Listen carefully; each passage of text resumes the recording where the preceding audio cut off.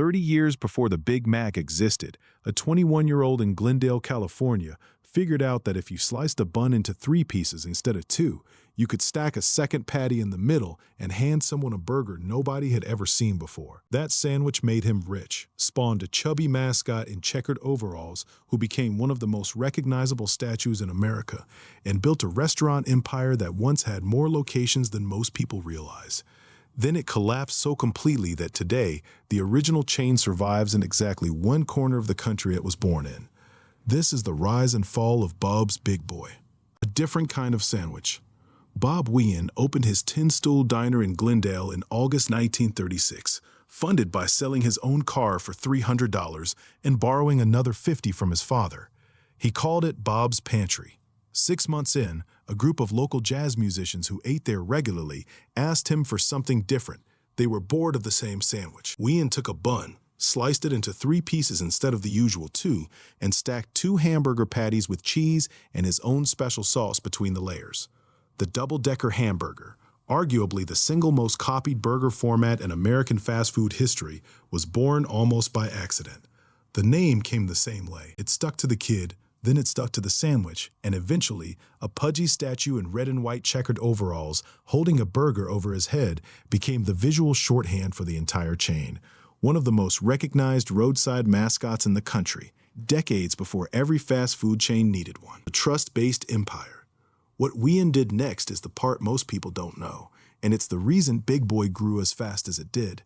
Instead of running a tightly controlled corporate franchise system, Wian handed out the Big Boy name and recipe almost casually, sometimes licensing it for as little as $1, as long as the new operator agreed to buy sauce and supplies from his commissary. It was less a franchise agreement and more a handshake between friends who wanted to sell burgers.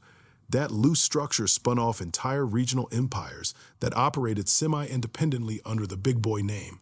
Frisch's Big Boy across Ohio, Kentucky, and Indiana, and Elias Brothers' Big Boy in Michigan, among others. Several in Canada, run by roughly 20 different franchise groups, with Michigan, Ohio, and California each hosting over 100 restaurants apiece. The chain kept climbing through the early 1980s, eventually peaking at around 950 units, a genuinely massive national footprint built almost entirely on trust instead of contracts, selling to a hotel company. In 1967, the same year, incidentally, that McDonald's was rolling out its own double-decker answer to Wian's invention, Bob Wian sold the Big Boy chain to Marriott Corporation. For a while, this looked like a smart move. Marriott had the capital and infrastructure to keep the brand growing, and growth continued through the late 70s and into the 80s. But running restaurants was never really Marriott's core business, and over roughly 2 decades under corporate ownership, Big Boy started losing money. By the mid-1980s, Marriott wanted out entirely. In 1987, Marriott sold the whole Big Boy operation and the rights to the name to the Elias Brothers, the same Michigan family who'd been running their own successful Big Boy franchise for years and who'd known Wian personally. It looked, on paper, like the brand was going home to people who actually understood it. Passing the torch, losing the plate. For a while, it worked.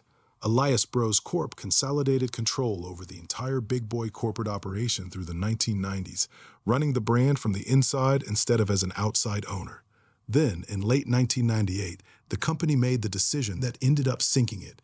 It acquired and tried to rebrand the 34-unit Shoney's chain, a competing sit-down concept, folding it into the Big Boy operation.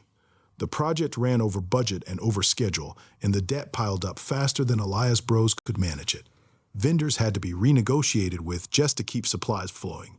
By 2000, the math simply didn't work anymore, and Elias Bros filed for Chapter 11 bankruptcy. As part of the restructuring, the company dumped all 455 Big Boy locations it still controlled onto an investor named Robert G. Liggett, Jr. The chain that had once operated 950 restaurants nationwide had shrunk to under 100. What's left? Here's the twist that makes this story more interesting than a simple collapse. Big Boy, the brand, didn't actually die. Frisch's Big Boy is still operating across the Midwest and South today, entirely independent of what happened to the corporate parent. Regional offshoots that Wian handed out for $1 decades earlier outlived the company that originally owned the name. What did die, or nearly did, was Bob's specifically, the original Southern California chain where the double-decker was invented in the first place. Liggett's ownership group eventually rebranded as Big Boy Restaurant Group and sold again in 2018. And at one point, there were plans to expand back to as many as 140 California locations. That expansion never happened. Today, only a handful of Bob's Big Boy restaurants remain, all clustered in the greater Los Angeles area: Burbank, Downey, Norco, Northridge, and Calamasa. The Burbank location holds a particular distinction. It's the oldest surviving Big Boy restaurant anywhere in the country, a single building carrying the weight of what used to be a 950-unit national chain. Bob's Big Boy didn't fail because the double-decker stopped working. That format won so completely that it became the default template for fast food burgers everywhere, McDonald's included. It failed because a loosely franchised handshake empire got passed through a hotel company, a Michigan family that overreached buying a rival chain, and a bankruptcy that scattered the pieces. The name survives in the Midwest under people who were never part of the collapse. The place it was actually invented is down to 5 restaurants and a statue. Did you ever eat at a Big Boy, wherever you're from? Tell me in the comments. And if you want more stories about the restaurants America forgot, that's exactly what this channel does. Production notes. Runtime target, 11 to 13 minutes at a conversational pace. Chronological narrative format, matching the Howard Johnson script rather than the countdown format. Built-in hook, opens on the 30-year gap between the Big Boy Double-Decker, 1937, and the Big Mac, 1967-68, to immediately establish stakes and a surprising fact before the chain's name is even mentioned. Narrative twist for retention. The "What's Left" section deliberately subverts expectations. The brand technically survived and thrives elsewhere, Frisch's, while the original California chain is the one that nearly vanished. That contrast is the strongest hook to close on. Second video in the classic American diners phase, following the Howard Johnson script. All facts sourced independently this session. Sources available on request if you want them footnoted for the description box.